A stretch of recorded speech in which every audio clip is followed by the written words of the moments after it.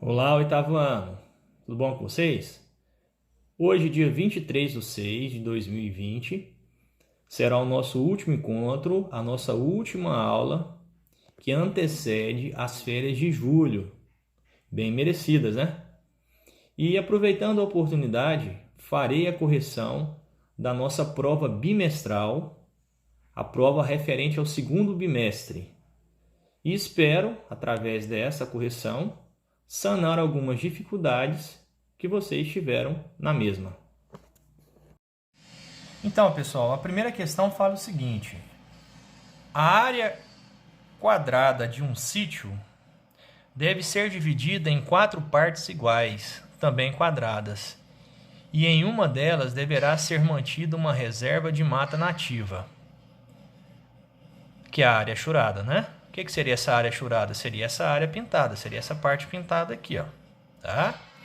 Conforme mostra a figura a seguir. Sabendo-se que B é o ponto médio do segmento AE, então eu tenho que esse pontinho está bem no meio desse segmento AE. E tem também que o ponto C é ponto médio também do segmento EF.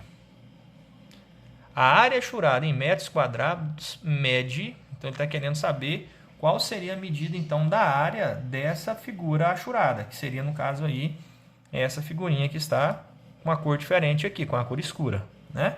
Então vamos pensar o seguinte aqui, olha. Se eu quero descobrir essa área, a gente pode pensar aqui que essa figura ela não lembra, ela não é um triângulo, não é quadrado, trapézio, né? É uma figura, porém ela não é uma figura determinada, né? Então, para mim poder chegar nessa área, eu vou ter que utilizar a ideia de exclusão, né? A gente está tirando algumas figuras. Que figuras que poderiam ser tiradas, retiradas aí? Se eu retirar esse triângulo menor e esse triângulo maior desse quadrado, eu tenho o que o exercício está nos pedindo. Então, vamos ver o que a gente consegue fazer aí, né? Bom, eu sei que as medidas de cada quadrado desse são 50 metros. Então, aqui, bem aqui nesse pontinho, aqui vai ser 25 e aqui também vai ser 25. Então, vamos pensar o seguinte.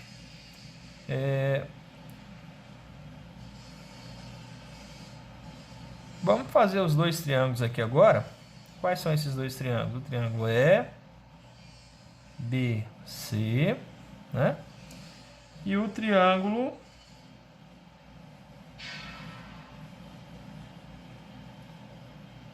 C, o triângulo CDF. Bom, eu sei que aqui mede 50 centímetros. Eu sei que esse ponto C é ponto médio do segmento EF, então aqui é 25 centímetros, né? Como o ponto B e o ponto C são pontos médios, então aqui também vai ser 25 centímetros e aqui também será 25 centímetros. Ok? Bom, agora o que a gente vai pensar aqui? A gente vai ter que chegar nessa área, né? Eu sei que isso aqui são triângulos retângulos. Eu sei que a área de um triângulo retângulo, vou chamar esse triângulo aqui de 1 e vou chamar esse triângulo aqui de 2. Então, vamos calcular a área da figura 1. É base vezes a altura, então é 25 vezes 25, né? 25 vezes 25 dividido por quanto? Dividido por 2, ok? Então, nós sabemos que 25 vezes 25 é 625. E 625 dividido por 2 daria 312,5, a área do triângulo menor. Agora vamos partir para a área 2, que é aquela área que nós chamamos aí, né, de triângulo maior. Então ficaria 25 vezes 50, 25 vezes 50 dividido por quanto? 25 vezes 50 dividido por quanto? Por 2, né? Então, quando você fazer 25 vezes 50 e dividir por 2, nós teremos quanto aí de área? 625, beleza? Mas eu sei que a área do meu quadrado, então a área do meu quadrado é quem? É lado vezes lado, né? Ou melhor, é lado ao quadrado. Mas o lado desse quadrado é 50. Então, 50 vezes 50 vai dar quanto? 5 vezes 5, 25. Acrescento 2 zeros. Então, a área achurada, né? Que é o que ele está procurando. Então, a área achurada, nós falamos aí no início do exercício, seria então a área do quadrado, que no caso é 2.500, subtraído da área dos dois triângulos, né? Então ficou 2.500 menos 625 menos 312,50, que daria 1.000, Então vamos lá, a área achurada daria 1.562,50. Qual a alternativa correta? Alternativa C, ok? No caso aí, metros quadrados, ok? Bom, questão 2, ele pede para vocês: qual é a área do trapézio retângulo cujas medidas em centímetros estão indicadas na figura? Nós temos aqui então esse trapézio, onde nós temos a base maior valendo 15 centímetros, a base menor 10 centímetros e uma lateral, né, desse trapézio valendo 3 centímetros. Uma coisa que tem que ser observada é que nesse trapézio ele não te fornece, né, a altura. Por que ele não te fornece a altura? A altura seria, na realidade, esse pontilhado, né, que é um segmento de reta que é perpendicular a um dos lados, né, perpendicular a uma das bases. Então, nós não temos. Então, o que a gente precisa? A gente precisa da área desse trapézio, mas nós não temos essa altura, né? Então, vamos deixar anotadinho aqui: base maior mais base menor vezes a altura dividido por 2. Então, olha só agora, o que eu vou fazer? Eu vou deixar claro para vocês quem seria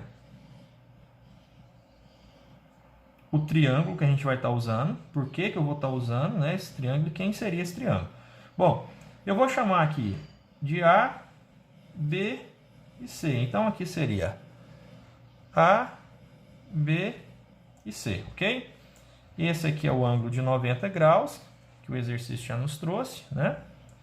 Essa é a altura. E esse aqui é um dos catetos desse triângulo retângulo. Mas vamos olhar aqui, vamos prestar atenção numa coisa aqui, olha só. 15 centímetros é daqui até aqui. 10 centímetros é esse tamanho. Então, significa que aqui mede 10 e o que falta para 15? 5, né?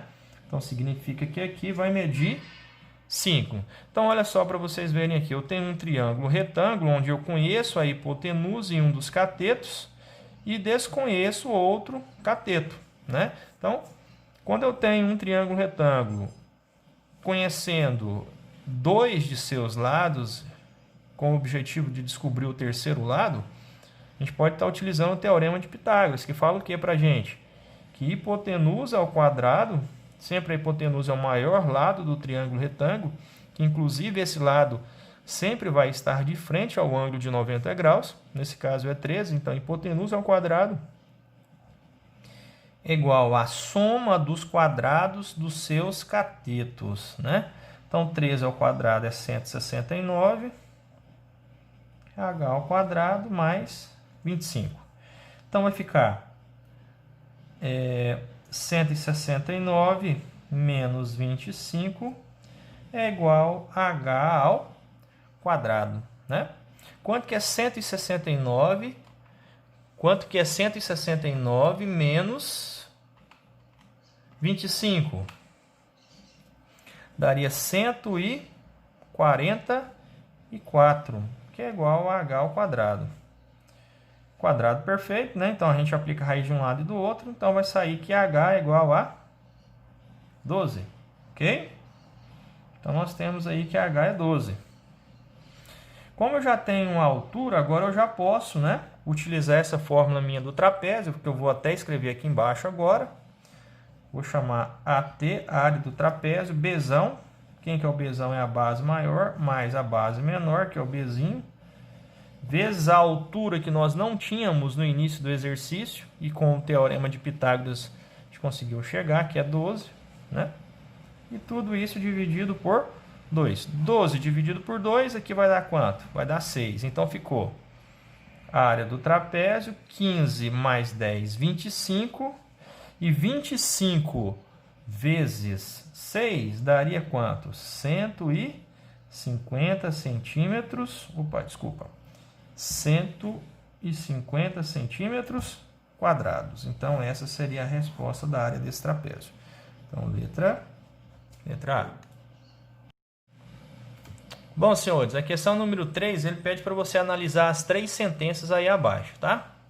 Bom, é uma figura que nós temos aí, vamos dizer, 3 triângulos, né? Ou um trapézio, mas a gente vai analisar como se fosse 3 triângulos, tá? A análise vai sair mais clara para a gente aí, tá bom? Vamos analisar primeiramente lembrando aí que a soma dos ângulos internos de qualquer triângulo é 180, tá? Então, se eu tenho 60, 60, o que falta para completar os 180 graus aqui, claramente, 60 graus, né? Bom, eu tenho aqui 90, 45, o que falta para completar os 180 graus também seria 45 graus. Eu tenho 60, 45, 105, 105 para 180, 75 graus. Eu tenho que esse ângulo D, ó, o próprio exercício te deu o desenho, né? Esse próprio ângulo dele mede 90 graus. E aqui ele está dizendo que esse pedacinho mede 45. Consequentemente, esse outro pedacinho aqui também, para completar os 90 graus, também vai medir 45. 75 com 45, 120 para 180. Novamente, esse ângulo aqui vai medir quanto? 60 graus. Agora vamos analisar a sentença. O triângulo CDE isósceles. CDE. Quem que seria esse triângulo CDE? Vamos achar aqui. CDE. Bom, ele é isósceles? Sim, por quê? Como ele tem dois ângulos iguais, automaticamente terá dois lados iguais, certo? O triângulo ABE é equilátero? Quem que é esse triângulo ABE? ABE. Sim, por que ele é equilátero? Três ângulos iguais, consequentemente, também três lados iguais. AE é bissetriz do ângulo BAD. Quem que é esse ângulo BAD? BAD.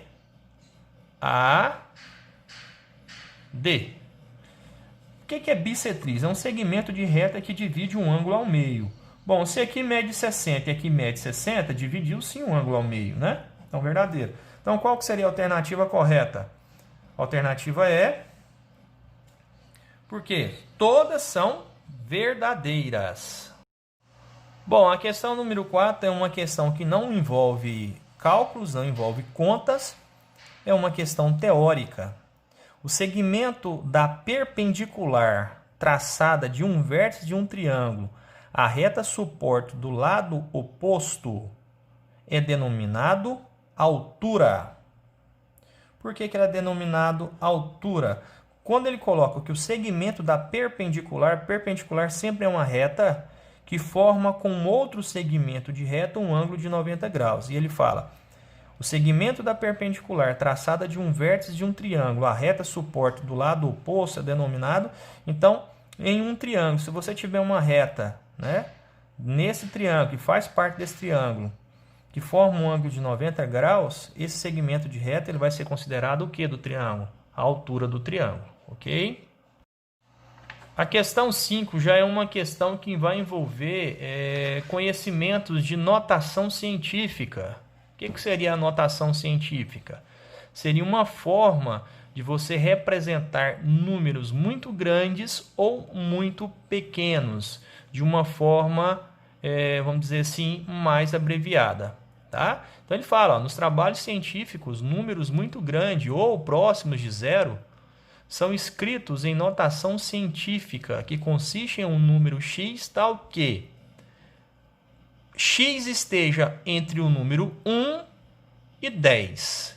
Não pode ser 1 e não pode ser 10. Tá? Então tem que ser maior que 1 e menor que 10. Multiplicado, assim sendo, multiplicado por uma potência de base 10. Assim sendo, esse número aí muito pequeno, né, que foi colocado para vocês, ele pede para você escrever na forma de notação científica. Bom, para que esse número possa vir a ser uma notação científica, o exercício deixa claro para você o intervalo que nós podemos utilizar. Não pode ser 1, não pode ser 10. Então, tem que ser maior que 1. Então, vamos lá. Tem que ser maior que 1 e menor que 10. Então, aqui a gente já vai descartar. Aqui é 0,45, foi menor que 1. Aqui deu 4,5. Aqui então está descartado. Ó. Então, aqui não é. Aqui também não é, porque ele colocou 45, tá vendo? Também não pode ser. Então, nós estamos entre a B, D e E, né? Agora, o que a gente vai analisar? Bom, eu vou escrever esse número aqui. Depois da vírgula, nós temos 1, 2, 3, 4, 5, 6. 6 zeros. 1, 2, 3, 4, 5, 6. 45. Então, significa que essa vírgula ela tem que parar aqui, ó, né? Então, vamos lá. 4,5. Agora a gente vai contar quantas casinhas que ela teve que caminhar para parar aqui entre o 4 e o 5. Então, vamos lá. Aqui você não conta, né? Então, você começa a contar 1, 2, 3, 4, 5, 6, 7. Então, vezes 10. Agora, é elevado a 7 ou é elevado a menos 7? É elevado a menos 7. Então, vamos aprender a regrinha aí. A regrinha diz o seguinte, que o número que você vai estar usando não pode ser 1 e não pode ser 10. Tem que ser maior que 1 e menor que 10, né? Que é o primeiro número que aparece aí na anotação. Então, isso aí eu acho que ficou claro para todo mundo. Agora, eu vou tentar deixar claro para vocês esse expoente. É uma regrinha muito simples. Se a vírgula caminha para a direita, o que vai estar acontecendo? Esse expoente aqui ele vai ser negativo. Mas quanto? Vai ser negativo de acordo com a quantidade de casas que essa vírgula caminhar. Então, se ela caminhou 1, 2, 3, 4, 5, 6, 7 vírgulas, 7 casinhas, então esse expoente do 10 vai ter que ser menos 7. Então, qual que é a alternativa correta da questão 5? Seria a alternativa B. Ok? Mais uma questão, questão número 6, que vocês podem observar que as alternativas estão também em notação científica, então mais uma questão para reforçar aí o entendimento de notação, tá bom? Então, a Agência Espacial Norte-Americana informou que o asteroide YU-55 cruzou o espaço entre a Terra e a Lua no mês de novembro de 2011. A ilustração a seguir sugere que o asteroide percorreu sua trajetória no mesmo plano que contém a órbita descrita pela Lua em torno da Terra. Na figura está ilustrada a proximidade do asteroide em relação à Terra, ou seja, a menor distância que ele passou da sua superfície terrestre. Com base nessas informações, a menor distância que o asteroide YU-55 passou da superfície da Terra é igual a... Bom, se vocês observarem aqui nas informações do exercício, ele fala, o asteroide se aproximará suficiente para que cientistas possam observar detalhes de sua superfície, né? Então, nós temos aqui o asteroide YU-55 e a proximidade da Terra é de 325 mil quilômetros. Tá? Então, aqui nós temos outras informações, né? um texto aqui para estar ilustrando, né, o que foi colocado.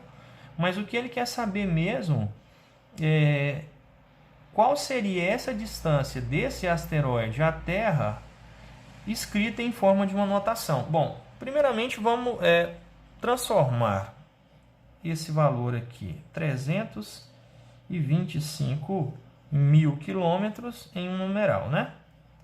Então, 325 mil quilômetros. Isso aqui não está em notação. Eu não posso colocar 32 vezes 10 elevado a alguma coisa. Então, tem que ser 3,25 vezes 10 elevado a alguma coisa, né? Então, vamos pensar comigo aqui. Se a vírgula está aqui, né? Se a vírgula está aqui e de repente ela está aqui, então se você pensar que ela estava aqui e de repente veio para cá, significa que ela caminhou para a esquerda. Lembra da regrinha? Se caminha para a direita, o expoente é negativo. Se caminha para a direita, então vamos colocar aqui uma setinha, uma regrinha. Ó. Se a vírgula caminhar para a direita, o expoente vai ser negativo. Se a vírgula caminhar para a esquerda, o expoente vai ser positivo. Então, aqui com certeza vai ser positivo, né? Agora, enquanto. A vírgula estava aqui, você não conta, né, onde ela estava. Então, 1, 2, 3, 4, 5. Então, 10 elevado a 5 km. Qual seria a alternativa correta, então, da questão número 6? Alternativa D. 3,25 vezes 10 a quinta quilômetros. Bom, então a questão 7 ele fala o seguinte: para o reflorestamento de uma área, deve-se cercar totalmente com tela os lados de um terreno, exceto o lado margeado pelo rio, conforme a figura. Cada rolo de tela que será comprado para a confecção da cerca contém 48 metros de comprimento. A quantidade mínima de rolos que deve ser comprada para cercar esse terreno é... Bom, então para mim saber a quantidade mínima de rolo aí que a gente vai estar comprando, de tela, primeiramente eu tenho que saber quanto que a gente vai estar cercando, né? Então, basta a gente fazer a soma. Ó. 190 mais 2 vezes 81. Então, aqui nós temos 190 metros mais 81 vezes 2, 162 metros.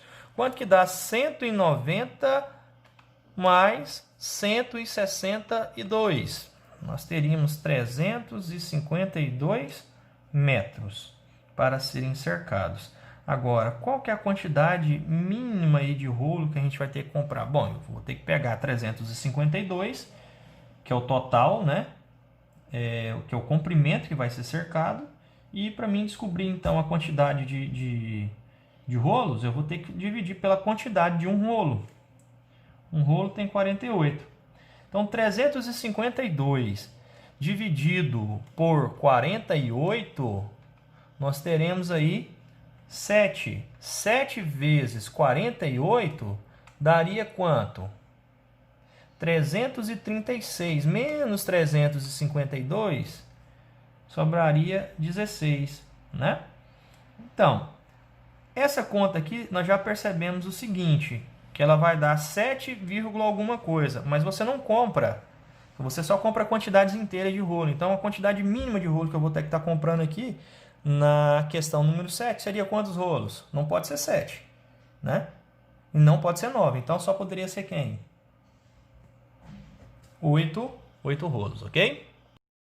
Bom, pessoal, a questão 8, ela fala o seguinte: na figura, o triângulo ABC é retângulo em A, e M é o ponto médio do lado BC. Então, a medida de alfa em graus é... Ele fala, observe a mediana AM divide o triângulo ABC em dois triângulos isósceles, AMB e AMC. Bom, então o que a gente pode concluir aqui das informações? Ele falou para a gente que esse segmento AM é mediana do segmento AC. O que significa mediana?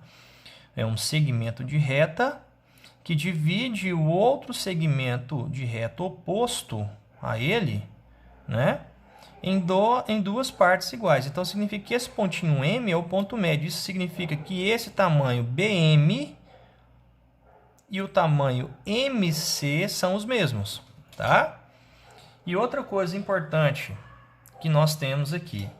Vamos supor, isso aqui é a parte teoria, tá? Vamos supor que a gente faça uma circunferência aqui, tá? Vamos supor que a gente tem uma circunferência aqui. Se eu, por exemplo, fizer, tá? Dividir essa circunferência aqui ao meio. Olha só o que eu vou fazer aqui agora. Aqui eu vou chamar de B, aqui eu vou chamar de C, tá? Esse aqui é o ponto médio, que inclusive é o próprio centro da circunferência. E eu vou traçar aqui agora um segmento de reta que vai, tá? Um segmento de reta que vai partir de B e vai encontrar lá em cima na circunferência, tá? Esse segmento eu vou chamar ele de A. Vou fazer outro aqui agora, ó, unindo A ao C. E aí eu vou mostrar uma coisinha interessante para vocês aqui agora. Então tá aqui, tá? E vou fazer agora esse segmento de reta, AM, né? Que ele nos coloca no exercício. Agora eu vou medir para vocês esse ângulo A. Vou colocar o transferidor aqui agora, né? Vamos colocar ele aqui. E vamos concluir agora que a abertura, ó, nós estamos em 0, 10, 20, 30, 40, 50, 60, 70, 80, 90. Então, qual é a conclusão? Todas as vezes que vocês tiverem um triângulo retângulo, tá? Se nós tivermos uma mediana partindo desse ângulo de 90 graus, a conclusão é o quê? Que BM vai ser raio, né? Então, esse tamanho aqui vai ser igual a esse, porque olha só, do centro até a extremidade da circunferência, raio também. Do centro até uma determinada extremidade da circunferência, também é raio, né? Nós temos que esse ângulo aqui, no exercício, ele forneceu que ele vale quanto? 40 graus, né? Se esse ângulo aqui vale 40 graus, e ele afirma para a gente que esse é 90, então 90 com 40, 130 para 180 graus, 50 graus. Tudo bem até aqui, né? Então, eu tenho que esse triângulo ABM e AMC são isósceles. Isso significa, então, o quê? Se MB é igual a MA, esse ângulo aqui também vai nos levar em quantos graus? 50 graus. 50 com 50, 100. O ângulo alfa é esse ângulo aqui que ele está querendo descobrir agora no exercício, ó. Então, o que que falta para o que que falta para 180 graus?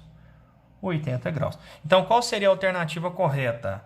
Alternativa de 80 graus, ok? Então, partindo agora para a nossa nona questão. Simplificando a expressão, então agora é uma questão que envolve potência, né? 2/9 dividido por 2 ao quadrado, vezes 2 elevado a 1. Isso aqui está elevado a 3. E do lado de fora elevado a menos 3. Bom, então a gente vai respeitar aqui agora, né? A ordem de resolução. Então vamos lá. 2 elevado a 9 dividido. Aqui eu tenho um parênteses, né? Multiplicação de potências de mesma base. O que a gente pode fazer? A gente pode conservar as bases. No caso aqui a base é 2, conserva a base 2 e soma os expoentes. Aqui é 2 e aqui é 1, né? Então 2 mais 1, 3. Elevado a 3 e tudo está elevado a menos 3. Então agora vai ficar. Né? Então agora vai ficar 2 elevado a 9 dividido por 2 elevado... Ó, eu tenho uma potência elevada no expoente. Conserva a base e multiplica os expoentes. 3 vezes 3, 9. Uma coisa dividida por ela mesma sempre vai dar quanto? Vai dar 1, vai? Então, só que esse 1 aqui, ele vai estar elevado a quem? Ele vai estar elevado a menos 3. Lembra de potência com expoente negativo? A gente inverte a fração, que é 1 sobre 1, né? Você pode até colocar 1 aqui debaixo, ó. Então, vai ficar 1 sobre 1, que invertido, fazendo a inversão, vai dar 1 sobre 1 de novo, que é a mesma coisa que 1. Só que aí, quando você inverte a fraçãozinha, o que é que você faz com esse expoente aqui? Você inverte o sinal. Se era menos 3, passa a ser 3. Então, 1 elevado a 3 é igual a 1. Qual que é a alternativa correta, então? A alternativa D. Pessoal, para a gente poder fechar a nossa prova, né? Nós temos aqui uma expressão, e essa expressão ela envolve potências, né? Então é só resolver essa expressão aqui que a gente chega nas alternativas, na alternativa correta. Então, menos 5 ao quadrado. Se você observar aqui, esse menos 5 está entre parênteses, então daria 25. Menos, ao sinalzinho de menos, 3 ao quadrado dá 9, então por isso que ficou menos 9. Qualquer coisa elevado a zero é 1, ok? Então, dividido, 3 elevado a menos 2, lembra? O expoente é negativo, então o que a gente vai fazer para resolver? A gente inverte a fraçãozinha, que até então era 3 sobre 1, né? Agora ficou 1 sobre 3. E eu inverto também o sinal do expoente. Se era menos 2, ficou 2. Então ficou 1 terço elevado a 2, mais 1 quinto, mais 1 meio. 25 menos 9 mais 1, 17. 1 terço elevado ao quadrado dá 1 nono. Então ficou 1 nono mais 1 quinto mais 1 meio. Aí o que acontece agora? Nós temos soma de frações com denominadores diferentes. O que eu preciso fazer? O mínimo múltiplo comum. Fazendo a multiplicação aqui, vocês perceberam que essa eu fiz, né?